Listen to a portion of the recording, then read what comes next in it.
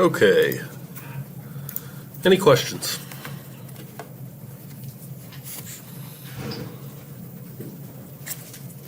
All right. So today we're going to look at some VPN stuff with Amazon, with AWS. So I'll do a couple of things here. Let me go ahead and first thing I'm going to do is I'll spin up a VPC. Oh, really? That's interesting. I guess I do have it. It did not delete that. Okay, fine. That's good. Okay, so I do have a VPC to play with. Let's go ahead and create some instances.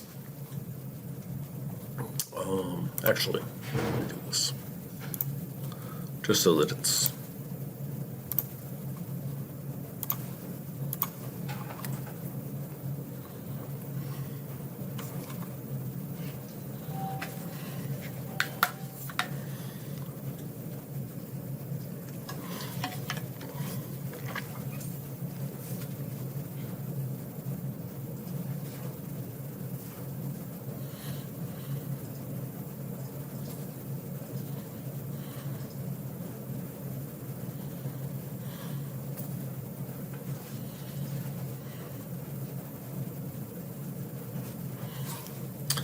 okay. So go ahead and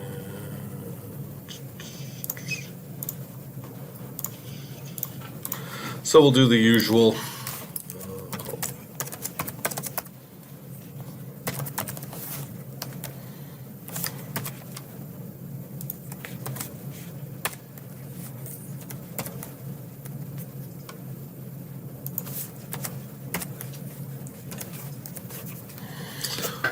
So we'll have a public and a private subnet, all that. I'll go ahead and create a NAT gateway. Or I'm sorry, a NAT instance.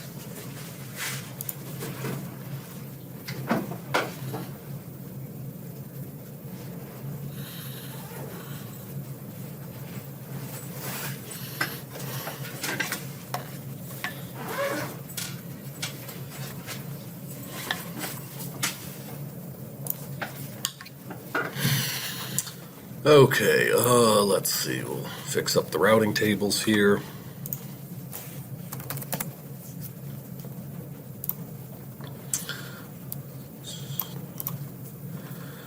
So we'll add the private for that.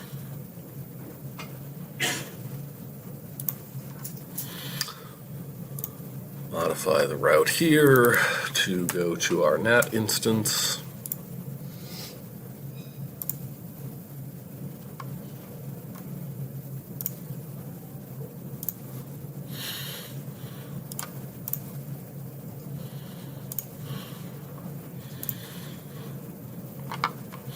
And yes, our NAT instance is running. Cool. Let's throw a few more things into that. So I'll grab the Ubuntu server. Yeah, that's fine. And yeah, pretty much all that stuff's fine. I'll add a tag.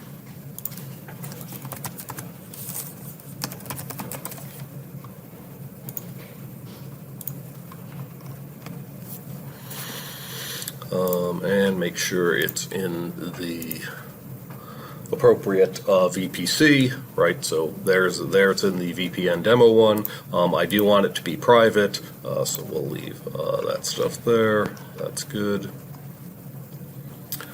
Yeah, why not?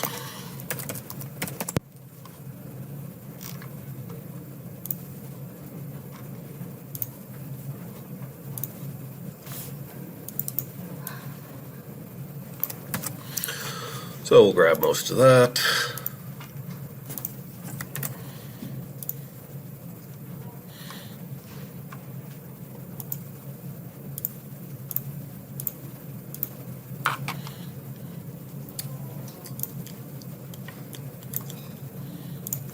Launch a Oh, anything else? No, I think we're good. Okay.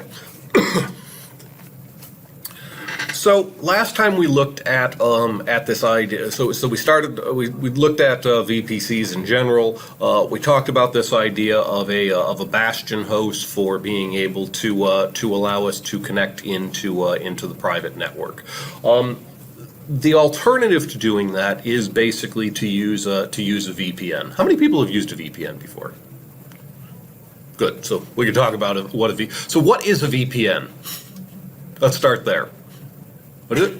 It's a private network. Right, virtual private network. Okay, so the main idea, one of the big use cases for it are companies, right? So the idea is that they may have workers who are traveling, who might be actually working telecommuting, etc. They want to provide them access to their corporate network, and so one way of doing this is to allow these individuals to VPN into the corporate network. Basically, what that does is essentially puts them on the corporate network. That is, for all intents and purposes, their machine looks like it's part of the corporate network. VPN basically actually sets up an encrypted tunnel between where you are and basically your VPN endpoint. So, for instance, if you're connecting to your company, basically all the traffic between your computer and your company is essentially encrypted as well. Other uses of VPN. If you're particularly security minded, when you are traveling and you're dealing with public hotspots, public Wi-Fi hotspots, right? There, I mean, again. If you are seeing freely available public hotspots, generally you should be suspicious of those things. It's not that there aren't such things, but again, I mean, hackers can basically set up their own malicious hotspots. They can basically institute sort of man-in-the-middle attacks, etc. So generally, in that sort of situation, either you don't log on to anything that where security is a substantial risk. For instance, I'm not going to sit waiting for my plane and logging into my bank's website using the public Wi-Fi. That's probably not a good idea. One alternative to that is if you have a VPN, you can basically fire up your VPN, log into the VPN, and then again, since all the traffic is encrypted between those two endpoints, basically you're contacting the web, your bank's website and so forth can also be encrypted. Okay, so let's take a look at a couple of options. So for VPCs proper, there's a couple of ways of kind of setting up VPNs. One is that one actually requires a full-on basically specific hardware, VPN hardware. That and generally that's it's a reasonable solution for companies. That is, if you have a company that kind of wants to extend their network out into the VPC, basically you can set up the appropriate hardware to have an always open VPN connection to the VPC that traffic can basically be routed through. Okay, we don't have that hardware, but you can also do these things via software.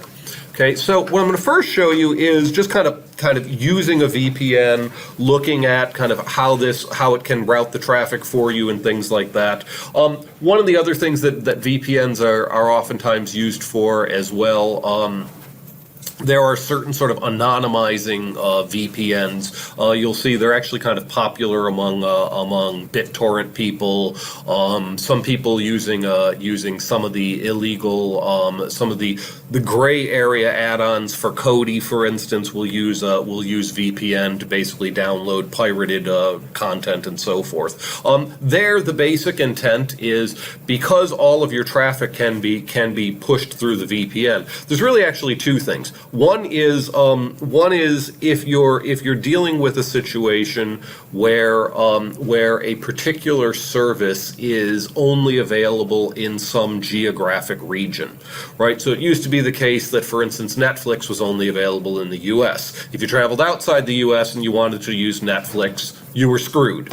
Or you could use a VPN to basically VPN to someplace back in the States and basically then carry on with your Netflix viewing, etc. In the case of things like BitTorrents, where you're downloading illegal content and so forth, there generally you will have purchased a VPN access from a VPN service where they don't keep logs. You'd probably purchase it with Bitcoin or maybe by sending cash through the mail or something like that. So that essentially there's no real there's much less chance for tracking it back to you and so forth, because the idea being that all of the traffic on the outside, for instance, if I'm BitTorrenting, right? Basically what happens is the IP address then for my torrents appears as not my home computer, but in that case it's basically going to be my VPN provider's computer. Okay, so sort of that additional hop there. Anyways, Amazon, of course, as you know, you kind of had to sign up with all kinds of stuff. You're on the grid with this, so I would not suggest using a VPN within Amazon for illegal or illicit purposes. You will get caught. All right. But nevertheless, if you want to kind of play around with a VPN, let me show you how to do that. So the cool thing is, in the marketplace, there actually is there are instances that will give you VPN functionality. One of the more popular VPN implementations is OpenVPN. It's free-ish in the following sense. So if you want a maximum of 2 people using the VPN at the same time, then basically it's free. If you're going to have additional connections for your VPN, then in that case you're basically going to have to pony up the money to pay them for an actual license. Okay, so for our purposes, for personal purposes, their free server is just fine. You'll notice too. So when I search this, here's the first one. This one will allow us to notice they call it the bring your own license. So if you have a license, you can plug that in, and then it will allow however many users it's supposed to. Again, you can have 2 simultaneous users for free. Notice they also have one kind of configured for additional, so 10 devices, 25 devices, 100 devices, etc. Anyways, all right. So let me go ahead and create this. Notice basically it kind of gives me all this information about this stuff. Generally, so we can certainly go and look up the information here, and this may actually come in helpful later on. And then they kind of talk about basically the usage fees and things like that. Here basically they're mainly the fees. The fees really come down to just the instance size, especially for when you're dealing with just 1 or 2 users. All right. A micro instance, which is free tier eligible, is more than enough for the 2 users. Again, I mean, if you're dealing with many more users, then certainly we would want to have a beefier instance for this. But the T2 micro is just fine. Okay. Let's take a look at the security group. So the security group, you'll notice, basically opens up a number of ports. So we do have SSH access into it. I may actually want to do something like either provide just my IP address itself, or perhaps something like the CIDR block for USF. I could do similarly with these other ones. I'm just going to leave those open. That's fine. Let me go ahead and launch. Right. Yes, that's fine. Let's see, anything else? Yeah, let me just put a tag on this.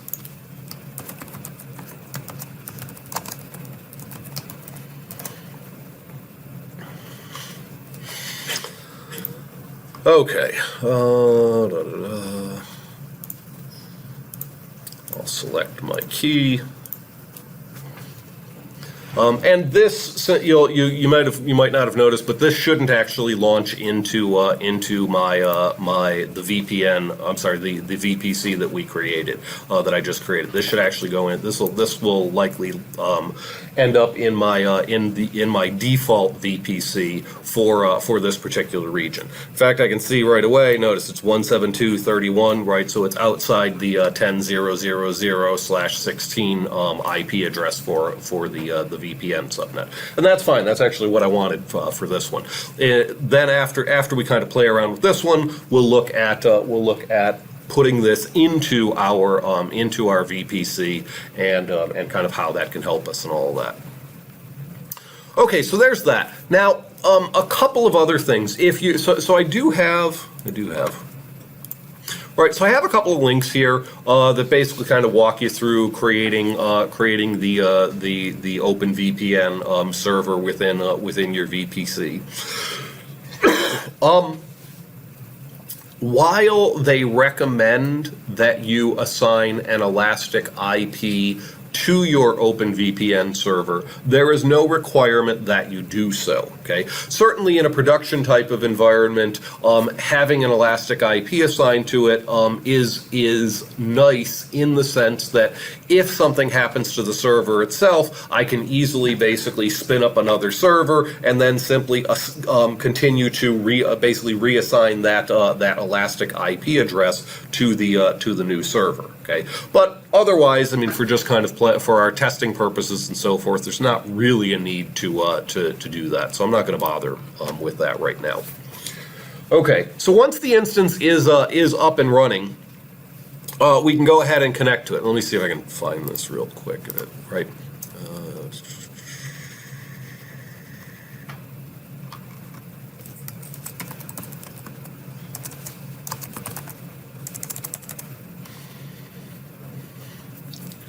Someplace in here should be.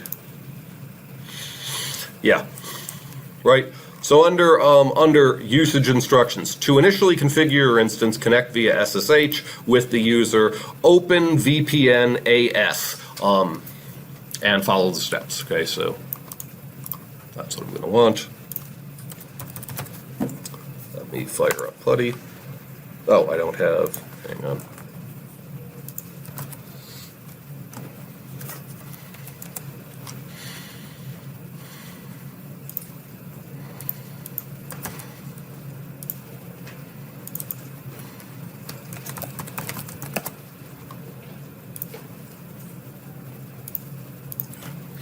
So I've already created a sort of session here. Notice there's the OpenVPN AS part. Let me go ahead and again let me grab the public IP address for this. I could also use the public DNS if I wanted to. And certainly if I had an elastic IP assigned to this, I would use that. All right. Let me go.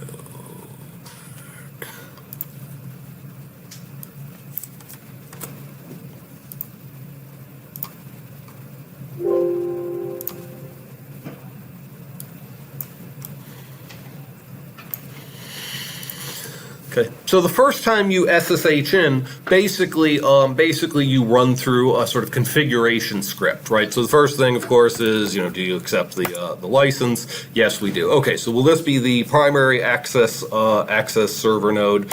Yes, it will. Right, the particular network interface, yeah, I'm just going to use the default there. Basically this one right there.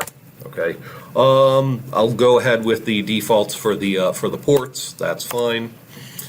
Should client traffic be routed by default through the VPN? So for this question, right, basically the question is, when the user connects to the VPN, should they use, should it be set up so that all of their traffic passes through the VPN to access the internet? So in this case, I'm actually going to say yes.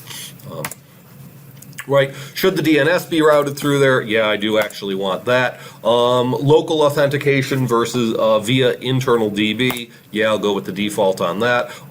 Should private subnets be available to clients by default? I'm just going to go with the default, although it's not really going to make a difference here. I don't even have a private subnet in this particular VPN. I'm actually going to change the default username, so I'll enter no here. I'll specify a new username, and it will ask me for a password. for that person, right? And then here's where I was talking about, where basically you can bring your own license. So again, if you had a license for additional users and so forth, if you don't, you just leave it blank. Basically, then when you run this, again, you can have maximum 2 users connected to it.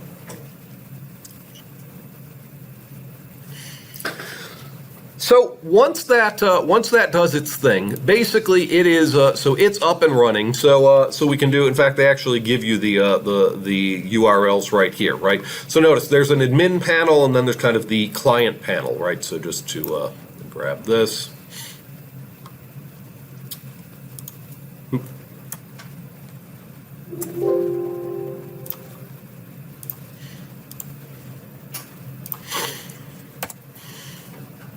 Okay. Now, when we try to connect to it, we get this very scary looking warning. Okay, the reason that we get this scary looking warning is not that actually it is insecure, it has been hacked, etc. Basically, it has to do with the fact that it has a self-signed certificate. Okay, since I don't have my own domain, I can't get my own certificate and so forth. So again, for our purposes here, this is just fine. Go to advanced, go ahead and proceed, and basically again, you're fine. All right, so let's go ahead and log into this just to kind of take a look. So, right, another license agreement that I'll accept. Right, and there it is. So basically, here we have the ability to configure the server further and so forth, add users and all of those kinds of things.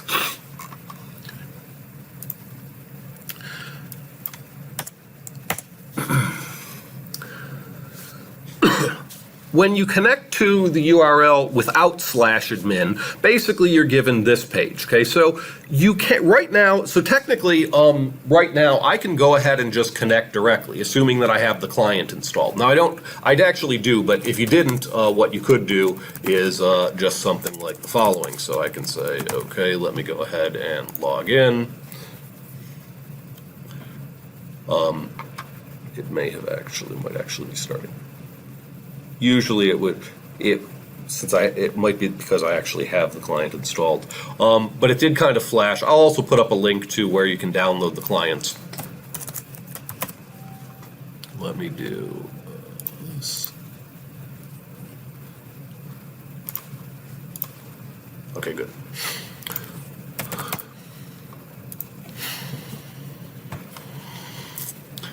All right, so yeah, there's that. Actually, so I guess once I'm running it, so I can either go. So I could go.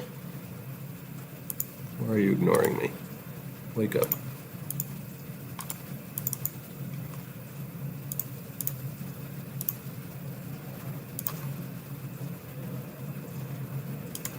There we go. Okay. First thing, I no longer once I've SSH'd in the first time, I don't actually need to continue to have the window open, right? When I go to connect here, I can then select the IP address and basically log that in. It should also it should sort of automatically, if I do have the client running. Let's see. So if I go to here.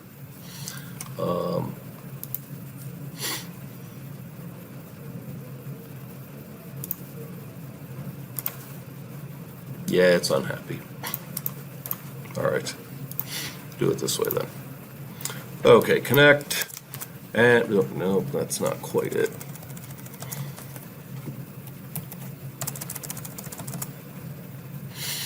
Okay.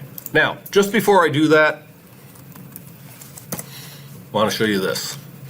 Right, so my public IP address and so forth, right, is that, or at least IPv6 it is. It's at the top. There it is. Okay, so there's my IP address, smack dab in within USF's CIDR block. Once I connect,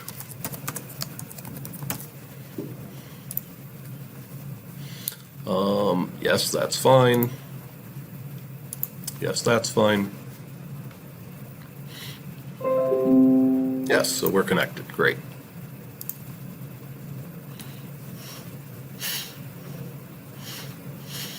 basically the IP address, the public IP address of our OpenVPN server. So basically, all of my internet traffic right now is being sent through the OpenVPN server itself. Right. So that's the IP address that other servers that I access essentially will see. Between here and Amazon's data center, everything is encrypted through the VPN tunnel.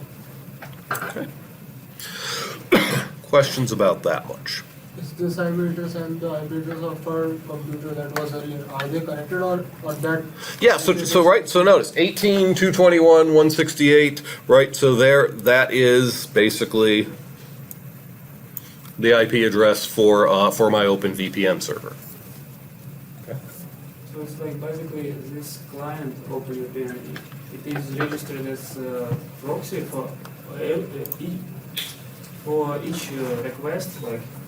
So literally what it does is with a VPN, when you have your traffic forwarded through there, literally all of my network traffic now is going to go through the VPN. So any website that I access, essentially any network type thing that I run, it is actually going to go through the VPN.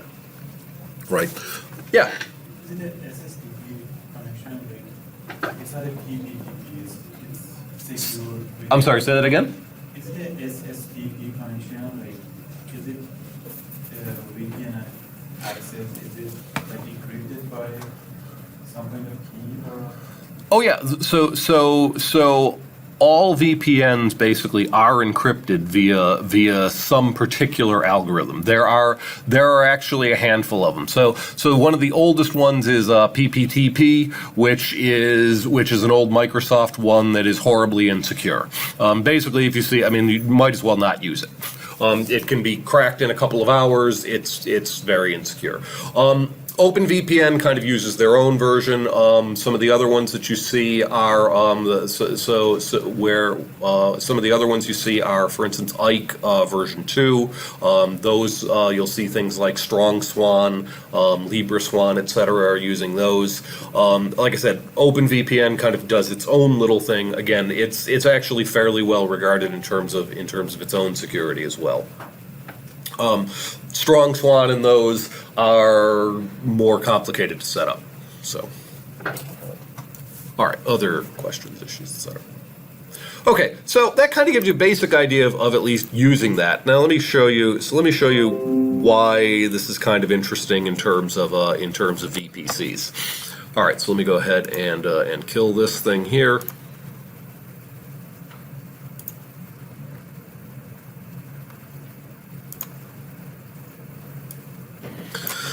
Right, so there's so notice we do have our NAT. Even though I've called it a bastion, I'm not even going to use it as a bastion.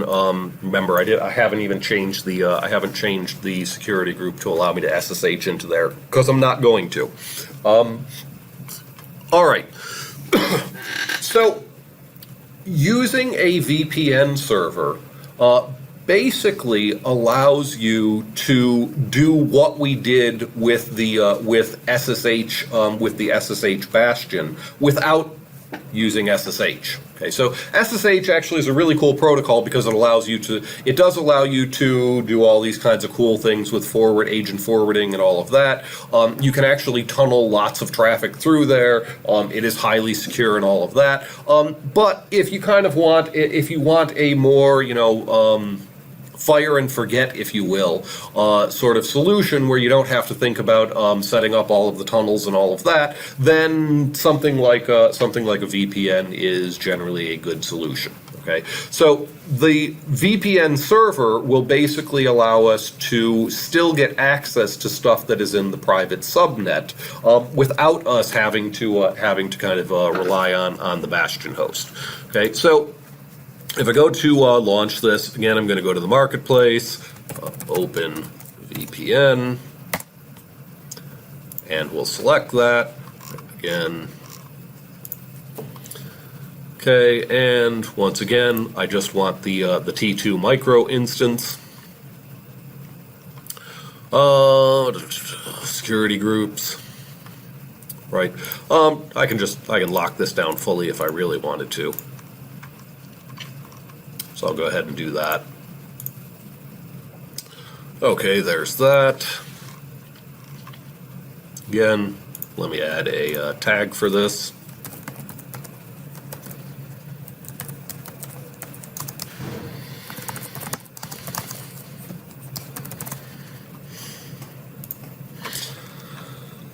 Okay,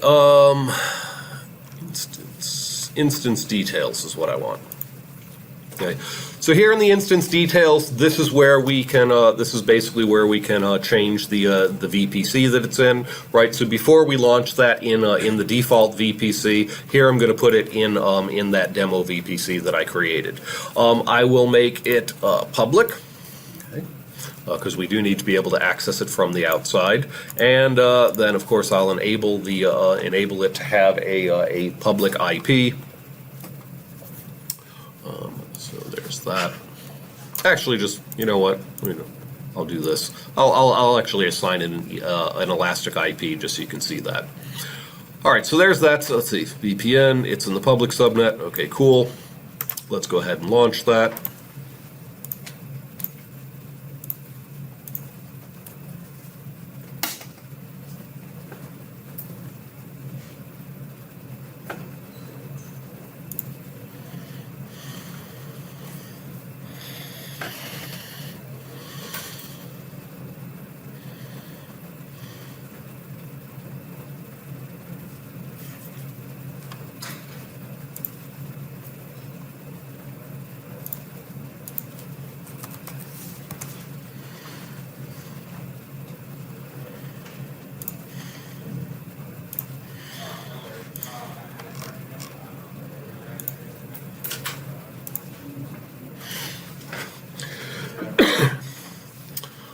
Okay, that's running. So if you were going to assign it an elastic IP, it's fairly straightforward. We go to elastic IPs themselves. Interesting. Go ahead and allocate one. Right. So there, it's given me an elastic IP. Then I can associate that with a particular instance, namely our OpenVPN server, and go ahead and associate. So now my OpenVPN server has an elastic IP. Let's see, we can go and check.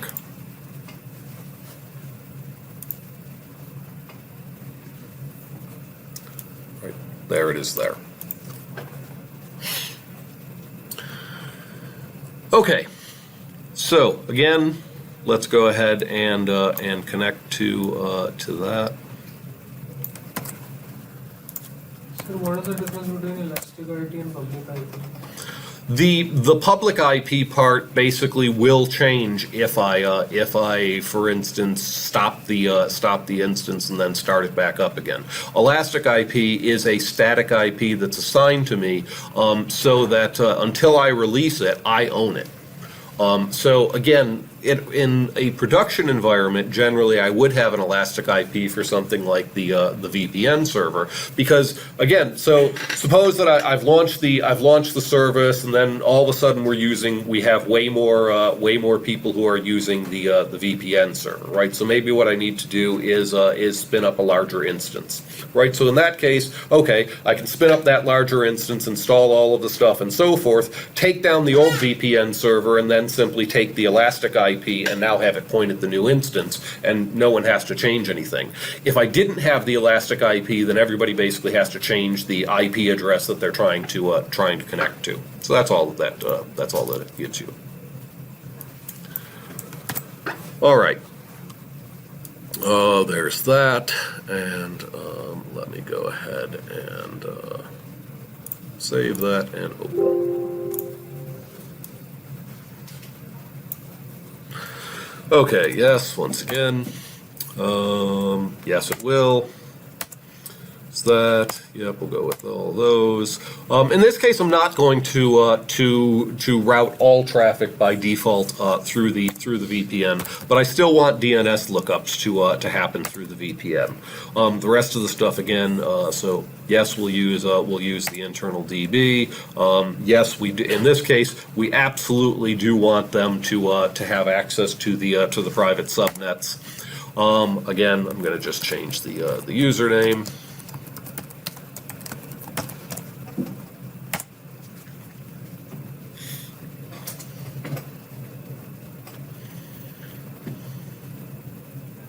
Cool. All right. So notice we have logged into that, etc. Okay, let's actually take a look at connecting.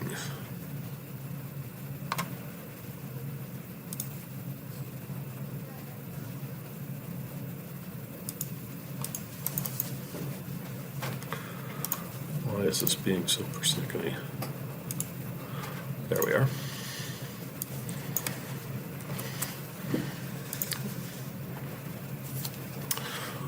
Actually, you know what? Even before I do that, so I haven't connected yet. Okay.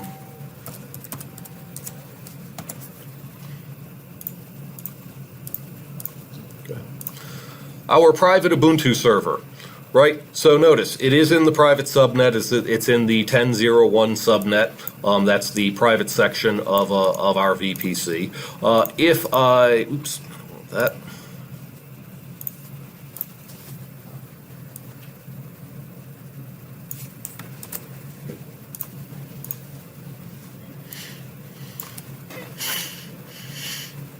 It ain't gonna find it, right? That IP address is private, and it can't access it. So eventually this will time out. I'm not gonna wait for that. On the other hand, let's go ahead and connect.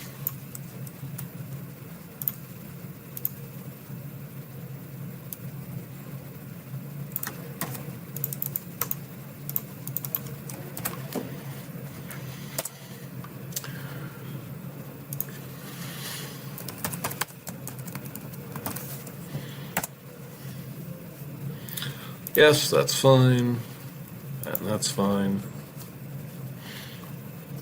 Good, we're connected. Okay. So now that I'm connected, let me go back to PuTTY.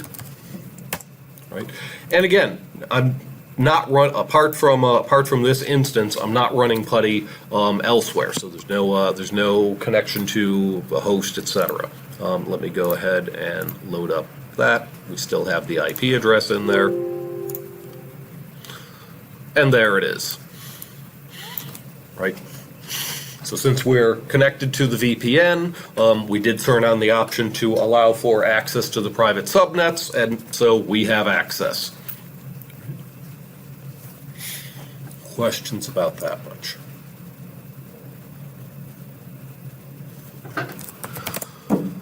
Cool thing is, it works the same with Windows. So, for instance, if I wanted to, let's say I want to launch a Windows instance here in the private subnet. So let me come down here. I'll just grab some. Let's see, grab this one, 2012.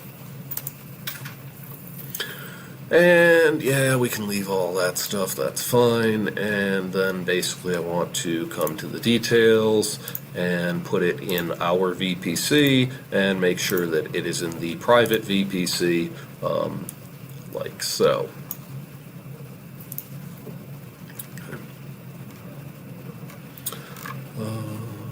Sure, I'll give it a tag.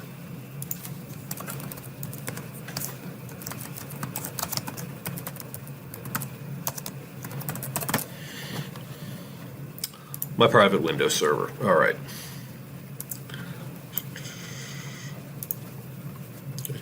Now, for Windows, so I think I showed this before. If not, and so this should be a review.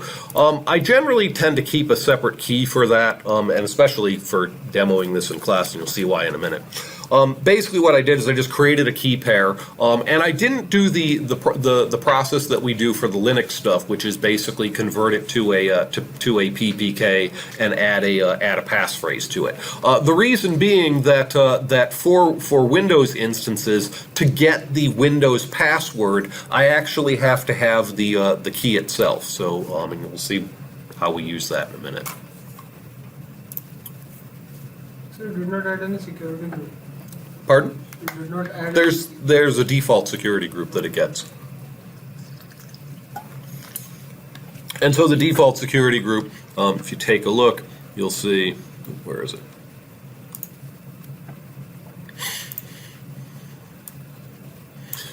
Basically allows RDP, right? Now, it allows it from anywhere, but that's fine because, again, it's a private instance anyhow, so the only way that somebody can get into it is, say, through either the VPN server or the NAT.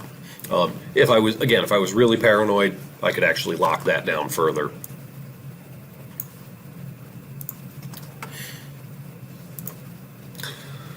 All right, let's just do this. There. Okay, so the Windows server is still initializing.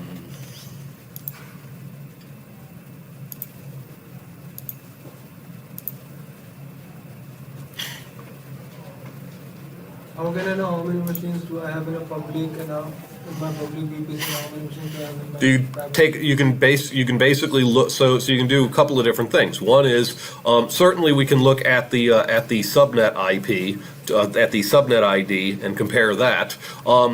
Typically what I do is I just actually look at the IP address information here, right? So noticing here that, yeah, that's in the 10.0.1 subnet, so I know that's my private subnet.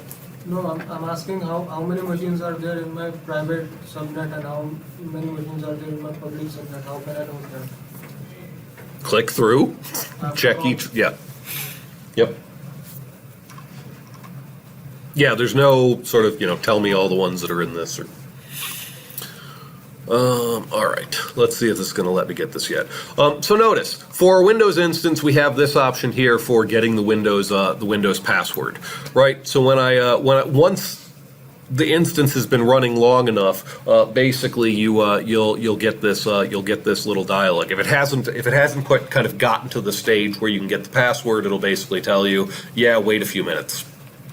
Okay, so here, basically, notice I can specify, so I can either cut and paste, or I can actually specify the file itself. So, right, and basically it just pastes in the RSA. I could have opened up the file and just copied and pasted that in.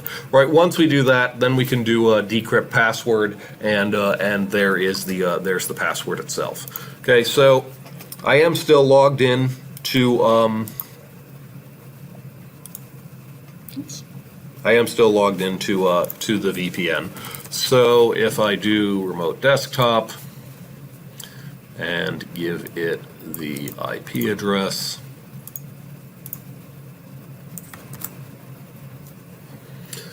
let me go ahead and copy this.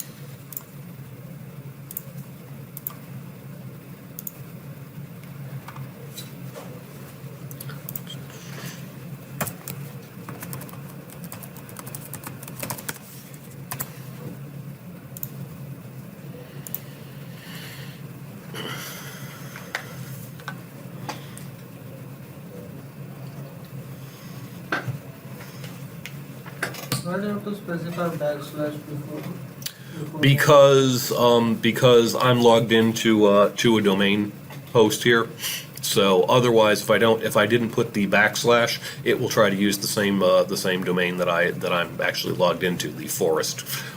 So I need to put just backslash saying that, yeah, I don't have a.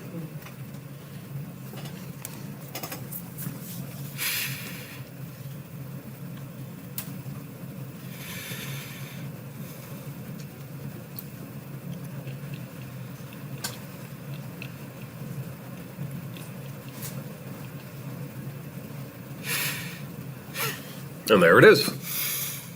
Okay. And again, all the magic basically is happening from the VPN, right? So if I happen to disconnect from that, I should likely no longer still, right? Yeah. Okay. And furthermore, if I try to reconnect through there, nope.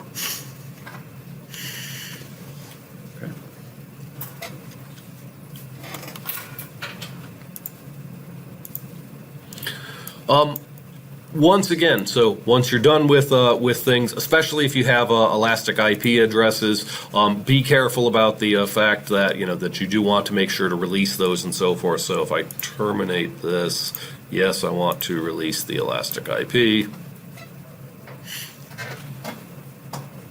Okay.